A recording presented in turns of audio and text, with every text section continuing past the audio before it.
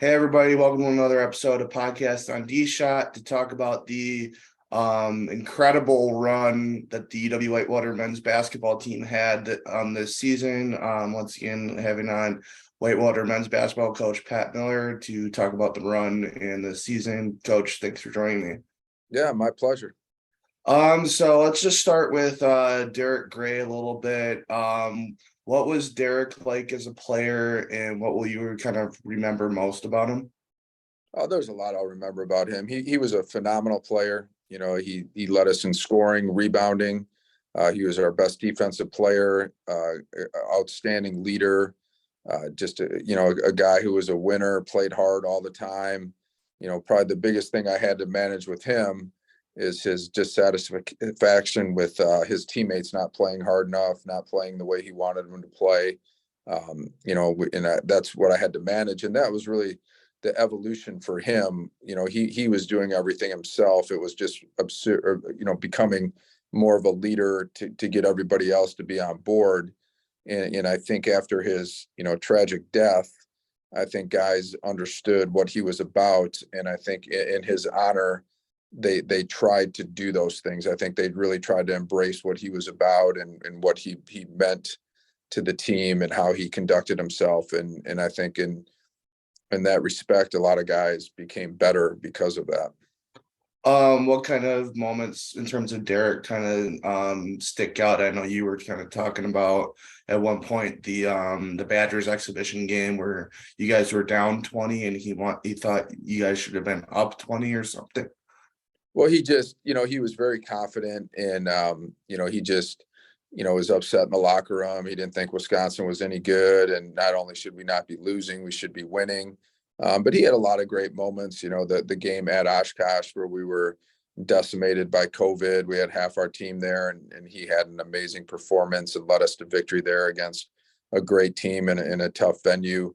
So I remember a lot of the basketball moments, but the stuff I remember the most is, the conversations we'd have in my office, oftentimes not about basketball at all, and just the type of person he was. That's one of the things, after he passed away, being at the visitation, the funeral, connecting with so many people, whether people knew him when he was in grade school, middle school, high school, at Whitewater, everybody said the same things about him. Just what a great guy he was, how he made time for other people. He connected with people. He was just a wonderful person. And, that's really the tragic element of it is, we lost a great person who I'm sure would have went on and done great things in the community and for whatever entity he was representing.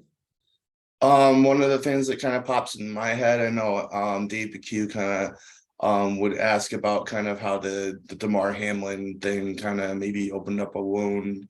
But the thing that nobody kind of asked is I don't know if it's because a lot of the people that covered that team 10 years ago aren't really in the media side of things or they've graduated or whatever.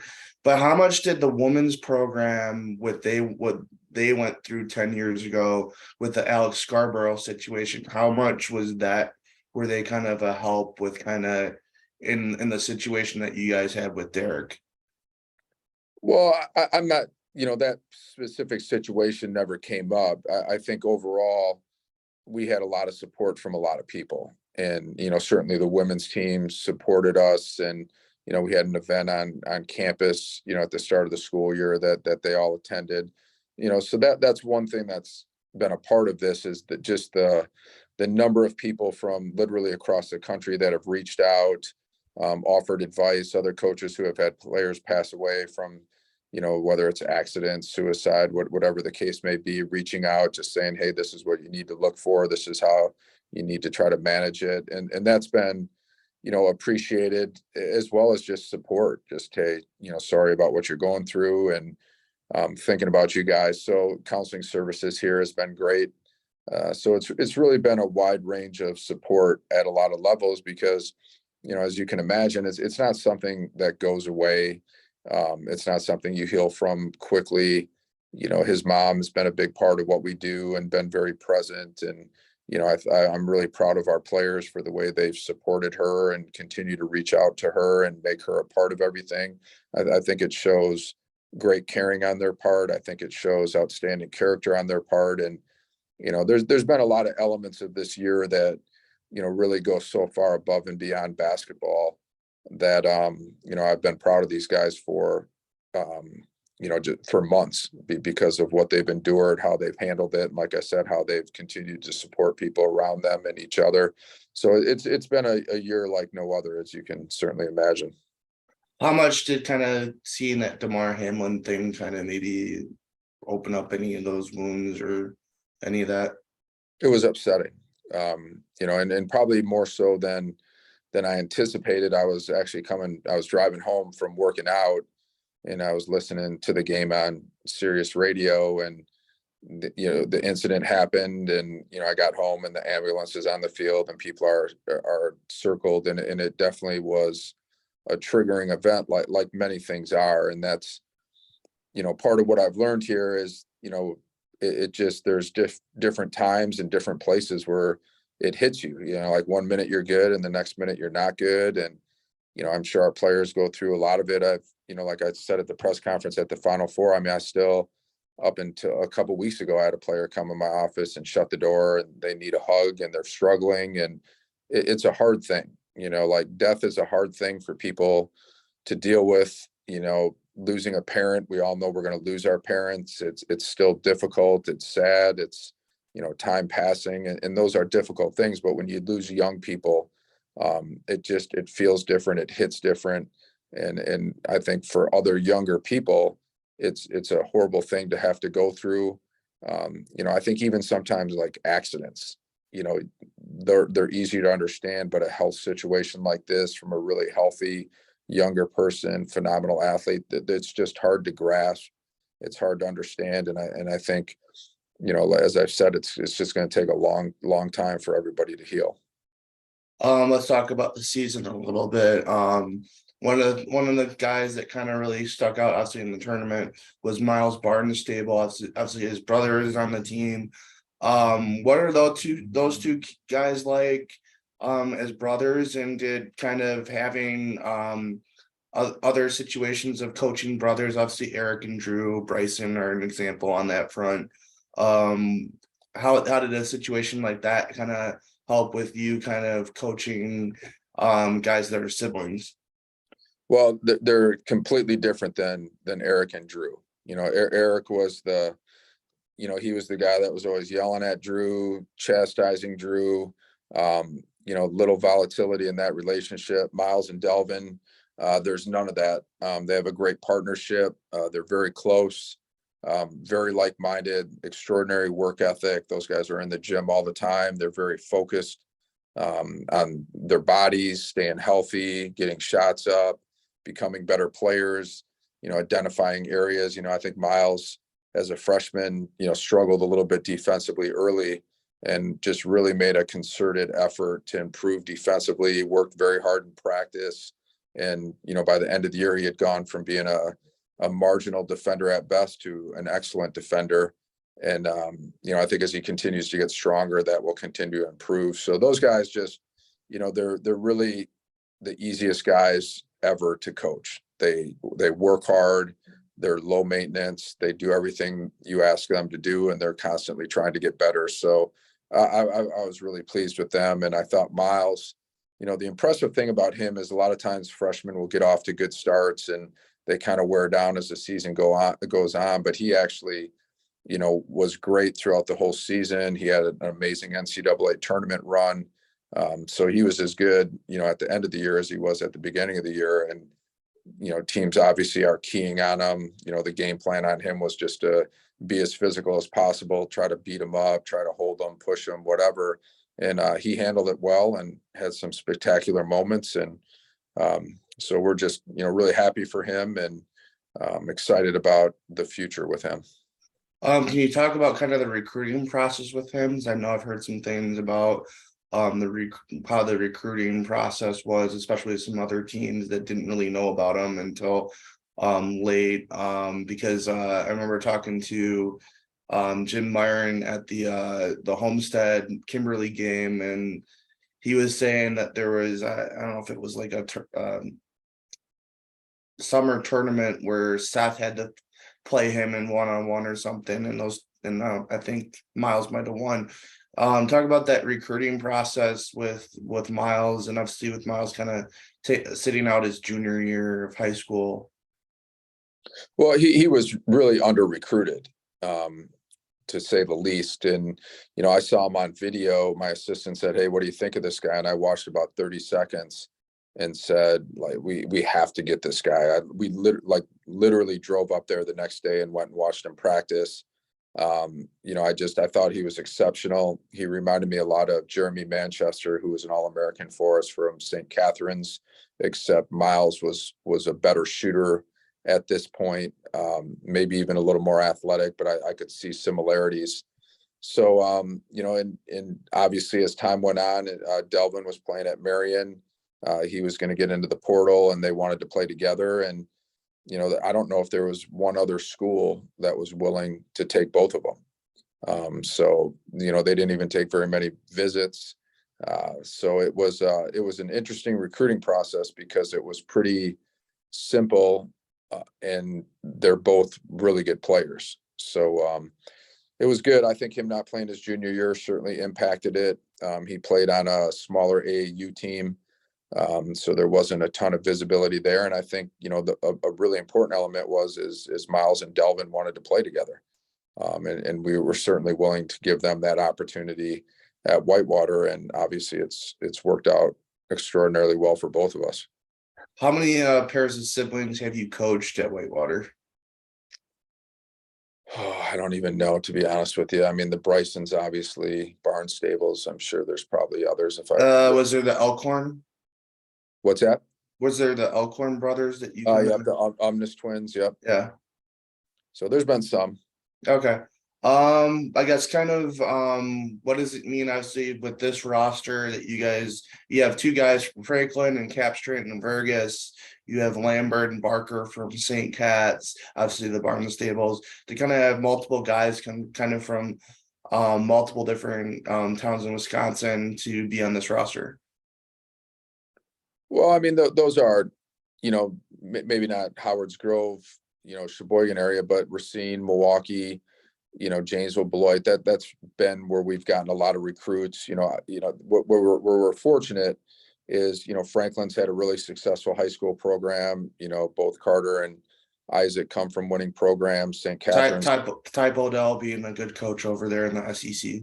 Yeah, great coach. And, St. Catharines has had a ton of success with Jameer and Lambeau and all the good players they've had. So when you get players from programs like that have won championships and played in high level games and been part of runs, that helps you because they have a winning mentality. They understand what it's going to be like. They understand, how you have to elevate your game. And we just had a number of guys who did that. And then you had players like Trayvon Chisholm, who's improved dramatically, from last year to this year. His consistency level went through the roof. He shot the ball well from the perimeter. He was tough because he was a good inside outside matchup. Defensively, he improved, and we knew potentially he could be a really good player, and he showed that this year, and he showed it throughout the year. So, guys from winning programs, guys making improvements, guys embracing their roles, all of those things are important for a team to make a good run and have a successful season. Going back to Miles, where does Miles rank now in terms of some of the freshmen that you have? Where does he rank in terms of maybe comparing to maybe the Q? Obviously with Cordell's freshman year, you guys won the Natty, so it's hard because the guys had different people around them. Aubrey Lewis Byers had a phenomenal freshman year, but they're just completely different positions. So I don't love to compare guys from different teams and different eras. I think it's a disservice because I think all of them were great in their own right. And I think Miles had a really great freshman year. I think there's a lot of room for improvement still. I think there's elements of his game he can improve. And I'm confident he'll do that. And that's one of the exciting things about someone like him is there's still a lot of upside. He's far from a finished product, and even Delvin as a junior, he's far from a finished product as well. I think both of them can get better, and the way they work, I'm confident that they will. Going back to the season, when did you kind of figure out maybe that you guys had the type of run that you guys made in you guys? I don't know that I ever envisioned that. I thought we were potentially pretty good, early on. We lost to Hope in a close game. We lost to North Central in a close game. Both of those teams returned a lot of players, had some fifth-year guys, and they were just, quite frankly, further along with their systems and playing together. So one of the message I had for these guys is like, look, we have moments where we're really good, but we're inconsistent. A lot of these teams do not have a lot of upside because they've been playing together a long time, and you have upside. We're going to learn our system better. We're going to learn to play with each other better. We're going to improve defensively. So I was, I was confident that some of the teams we lost to early, if we played them again in February, that we would be better than them. And I think, to this team's credit, they worked very hard. They embraced their roles. Jameer got much better as the season went on. His shot selection improved. Defensively, he improved tremendously. So we just had a lot of guys working, improving, getting better. JT Hoytik, defensively from last year to this year, was light years better guarding the ball. Drew Fisher, did a great job rebounding, great job defensively. So we had a lot of guys chipping in, a lot of guys improving, and over the course of the year, we got better. And I think the game against La Crosse in the conference season, when we went up there and won, was a significant win for us, because I think that gave them some belief that we could beat the best teams. Because you look at the run we had, we had to go to La Crosse and win. You look at computer rankings, they're a top 10 team. Then we had to go to Oshkosh and win, one of the best teams in the country in the computer rankings. And then Wabash, I think, was 30th at the time. That was probably the only game in this whole run we were favored. And we got by them. Case Western was a top 10 team. John Hopkins was a top 10 team. Oswego State was a top 10 team. Mount Union was a top 5 team. So, at the end of the day, for us to be unranked and put together the run we had, all on the road, all elimination games, was pretty extraordinary. You talk about kind of the run that you guys had. Kind of talk about the grittiness of your team a little bit, because obviously you talk about River Falls. If they hit a 3, you guys would have gotten beaten in the conference tournament. Obviously, the La Crosse conference tournament game was really close. Then you go into the Johns Hopkins game, and you guys are down 6 with like 41 seconds left, and really took advantage of that. They weren't really that great of a free throw shooting team. And then obviously, I think the Oswego State game was kind of close as well. The Mount Union game in the Final Four was close. Just talk about the grittiness and about being able to pull out wins like that. Well, they definitely have an underlying toughness to this team. They don't panic. They don't, let mistakes linger. They just keep playing. They keep fighting. I thought our activity level was great. We made plays when we needed to make plays. And even the Mount Union game, we didn't shoot free throws well. If we shoot 70% from the free throw line, we put ourselves in a position to win that game. And the emotion, on the road, like, one of the things I was always concerned about is how much more do we have left in the tank? Because we basically went a month straight playing top 10 teams on the road. And the travel's tough, like when you're busing to Cleveland, playing a game on a Saturday night, busing home overnight, and then turning around Wednesday and going to, bus into Chicago, fly into Richmond, busing to Ashland, playing 2 games, then busing to DC, delayed 3 hours, fly to Chicago, bus to Whitewater, and then Tuesday you're busing to Fort Wayne. Just a lot of travel, a lot of missed class time, a lot of bus time, and that takes a toll. And to their credit, they hung in there and battled every step of the way. And as you noted, I mean, tough games, close games. I think one of the differences this year in Division III, a lot of times there's maybe 1, 2, 3 teams that are just better than everybody else. This year, I really think there's probably 15 teams that could have won the national championship. And I think Guilford and La Crosse, who didn't even make the tournament, are probably in that boat. So it's just a lot of parity this year, a lot of close, tough games, and to their credit, they got through, a lot of them. Talk about the Oshkosh game a little bit, because obviously that was kind of maybe like the one way that you guys getting into the tournament with that kind of win. I know I walked into that gym talking to Jim Myron and saying I don't feel like Whitewater was gonna win, but then like you guys had a 10-point run in that game to grab a double-digit lead and kind of answered the Oshkosh runs a little bit in that game. How much was that kind of such a big win for you guys, and how much did that help with momentum going into the tournament? Well, I mean, if we don't win that game, I'm pretty confident we don't get in the tournament. I think that was a must-win game. Even after the lacrosse win, our resume was good.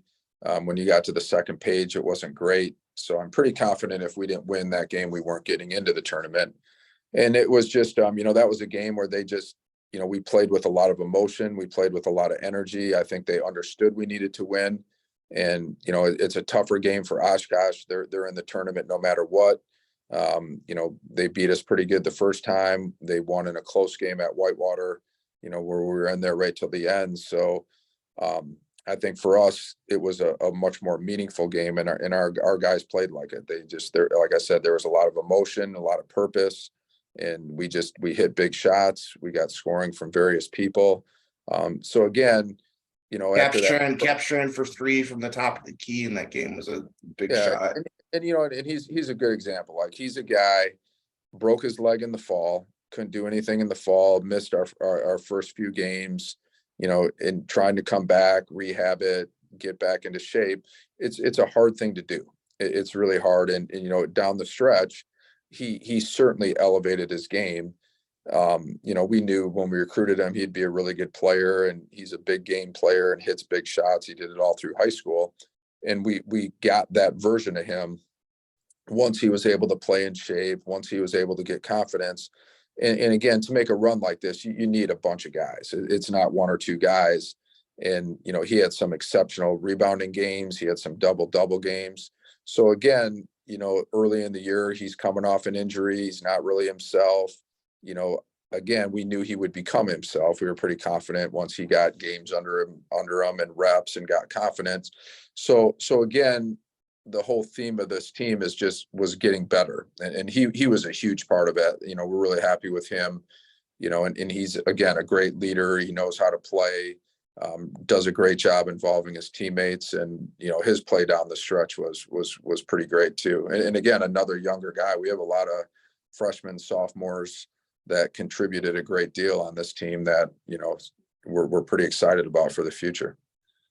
Talk about the cool thing from the conference tournament final. Talk about how cool it was to kind of have Derek's mom be the final person on the ladder to cut down the conference tournament net. Well, it was great. Like I said earlier, our guys have done a great job staying in contact with her, making her part of it, and she is part of it, and Derek's part of it. He was with us every step of the way this year. No ifs, ands, or buts about it, whether it's, the 4 push-ups to start our workouts or who was it that got fouled with 4 seconds?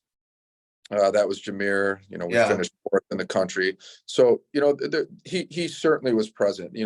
Every year is a story. And a big part of this year had a lot of storylines. Players emerging, freshmen having outstanding years, Capstrand coming back off an injury, Trey making great improvement, getting his consistency.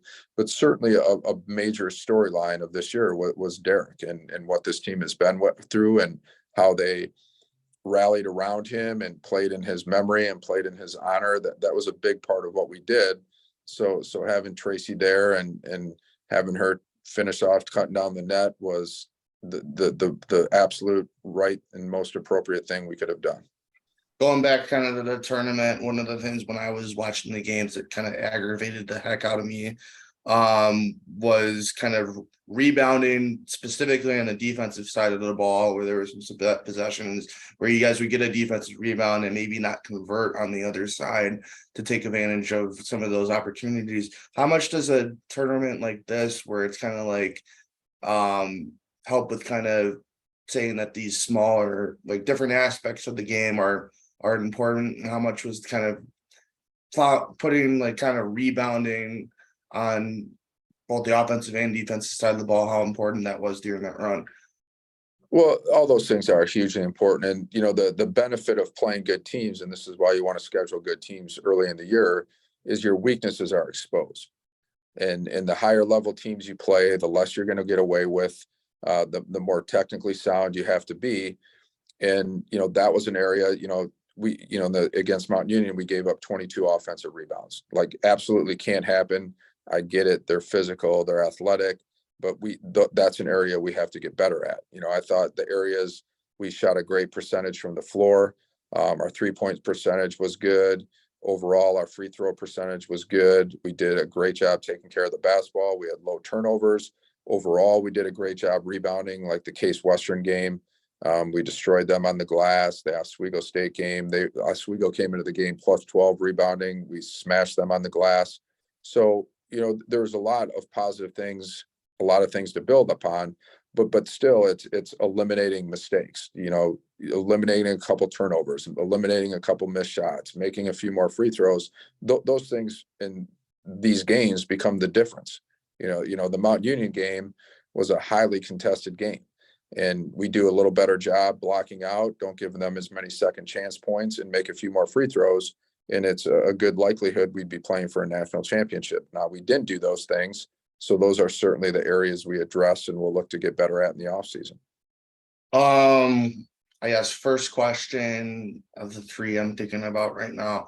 What did it mean to get back and be able to cut down another net to go to the Final Four for you?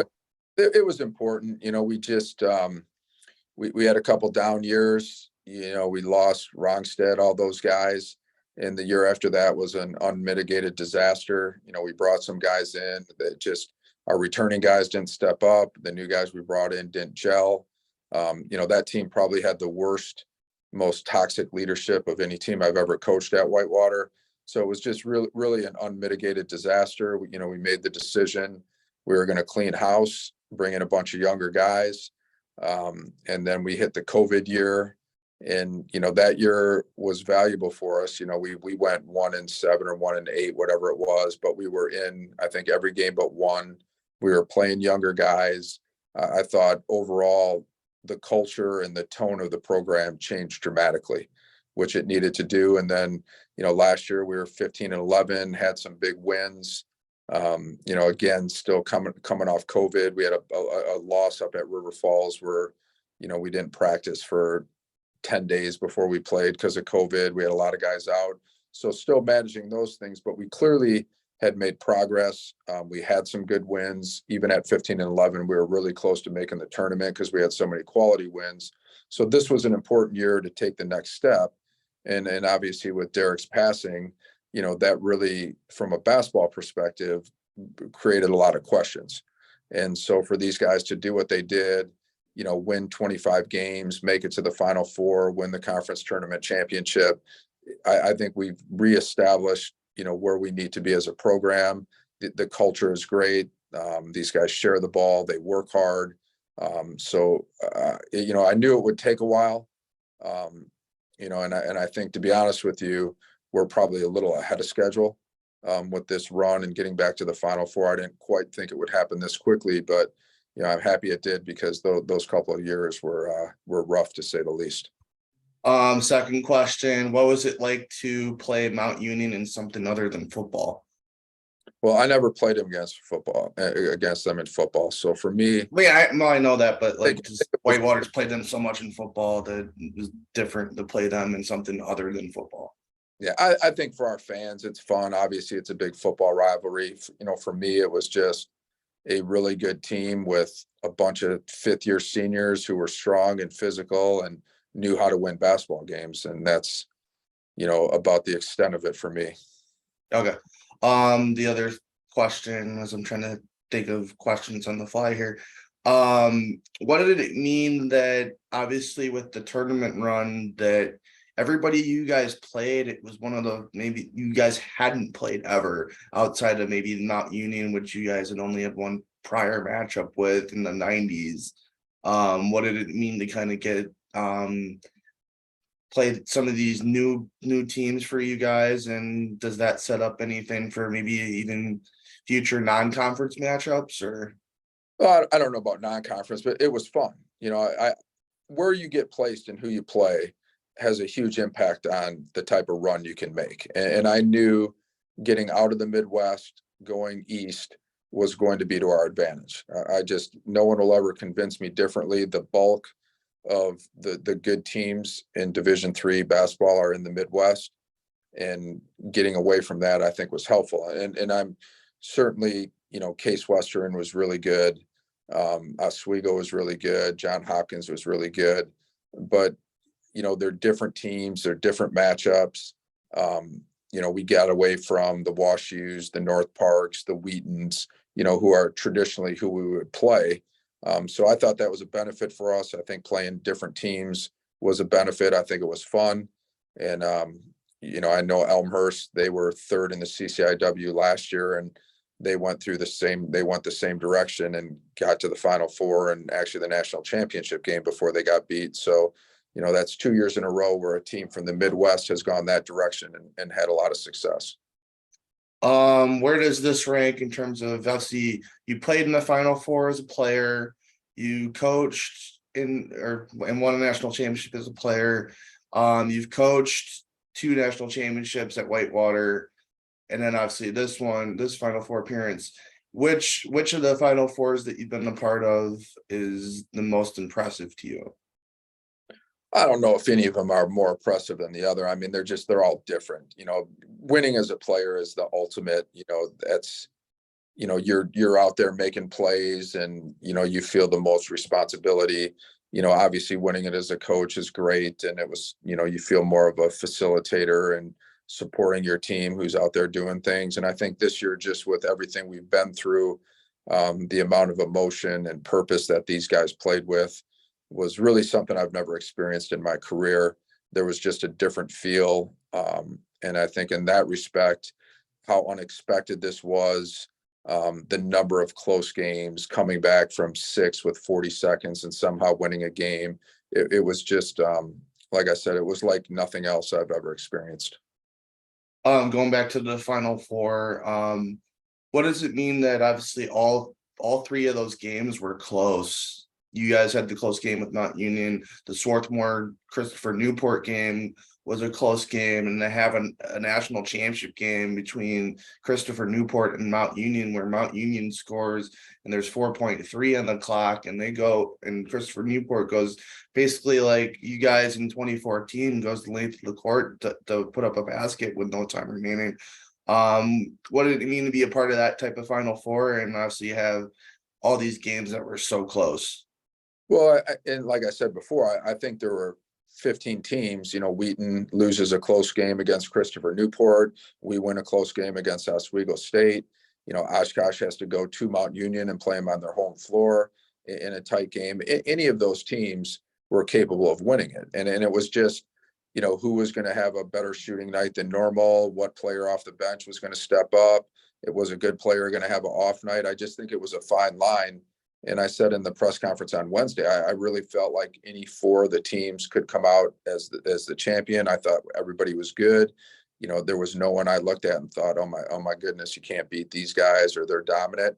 And I think that's how it played out throughout this. There was a lot of close games, and you saw that throughout the year. There were just very good teams that weren't dominant or heads and shoulders above everybody else. You throw in Randolph-Macon, who I think they had won 64 games in a row at home before Oswego knocked them off on Friday night. That playing Oswego on a neutral court, and taking nothing away from them. They're an exceptional team, but that is an entirely different experience than playing Randolph-Macon on their home floor to go to the Final Four. How did that compare to when you guys cut down the nets the last time, but when Stevens Point got nipped by Emory and having to play Emory on Stevens Point's court? Did that compare at all to that? It was very similar. It's just, and again, it's nothing against the teams you're playing. It's just an easier road. It's just an easier game. You playing Mount Union at Mount Union for Oshkosh, that is a tough task. Wheaton going to especially with kind of having a more home court advantage. Right. And Randolph-Macon had an amazing home court advantage. They had a huge crowd, their game management, very tough place to play. So that's a great win for Oswego. And like I said, they're a really good team, but playing Oswego on a neutral court is inherently different than playing Randolph-Macon on their home floor to go to the Final Four. So, and that's what goes into these runs. It's matchups, it's getting lucky on things like that. It's people playing well, it's staying healthy. John Hopkins lost one of their best players in February, broke his wrist or hand or something. Those things impact teams. So we were fortunate to stay healthy. We were fortunate to have good matchups that we could handle. And, we got breaks along the way for sure. Was it interesting going up against somebody that played at Virginia? There was some guy on one of the teams there in the run that played at Virginia with Tony Bennett, that played under Tony Bennett. Yeah, I mean he was a good player. I mean, it's not like he played a prominent role at Virginia, but he was a good player. Okay. Unrelated thing, you can duck this if you want. What's your thoughts on obviously the change at Stevens Point with Bob Semling being let go? And out of that, do you feel like does Nick Bennett go after that at all? I have no idea. Okay. I do not know the inner workings of those things, and I would be purely speculating on things I have no idea about, which is always a bad idea. Okay. Going back to kind of going into the next year, how cool is it to kind of have almost everybody back next year? And then obviously, does it feel like it could be 2013-14 again, where your team's good and Carrie's team it kind of has to plug a little bit of holes here and there? But obviously they were close to making a similar run with you that you guys did. If Grandal doesn't get hurt, maybe they get to the same spot that you guys got. Does it feel like next year could be like 13-14 where your team's good and her team is another team that both of you guys can make runs at the same time? I don't know. I think that's just a dangerous way to look at things. Every Okay. year different with, like I said, with injuries, certainly, we'll add some parts with recruiting. People have to gel, you have to make improvements. And I think the biggest thing I've told our guys is like, you've gone from the hunter to the hunted, and they've done it in record time, to where, you went from being an unranked team to finishing ranked fourth in the country. I'm pretty certain we'll be a top 5 team in the country next year in the preseason polls. So that whole dynamic has shifted, and that's what they're going to have to prepare for. And we have to get better. It's just because you had a good run this year And just because Dave McHugh and all them were saying the rest of the WEAC should be scared. Well, I don't think any of them are scared. I Yeah. there's a lot of good teams, and again, it's part of it is what's your chemistry? Are you staying healthy? And certainly we're positioned well, but a lot of things have to happen. There's a lot of work to do. There's a lot of improving to do in the off season. And like I said, and we're going to, we typically do, but even more so now, we're going to get everyone's best shot. So nothing is, predetermined. There's a lot of work to do. And, look at North Carolina this year. If you want an example of a team that, had an amazing year and turned around and didn't make the NCAA tournament, no one would have predicted that in a million years. So if you or Kansas, with the year they had, obviously they won the Natty last year and them getting beat. Yeah, it's nothing is assured. So there's a lot of work to do, and that constant focus on process. Might as well pull a Dave McHugh here, give you the kind of the last thoughts. It was just an exceptional year, and just really proud of our guys. And again, for more than just basketball, how they supported each other. Thankful for the people who supported us. Simple things like the GoFundMe to help offset funeral expenses was amazing. We raised over $20,000 pretty easily and quickly. So the outpouring of support has been tremendous, and we're thankful for that, and thankful for what everyone did, because it was a great year, but certainly a very difficult year, and the difficulty of it will continue.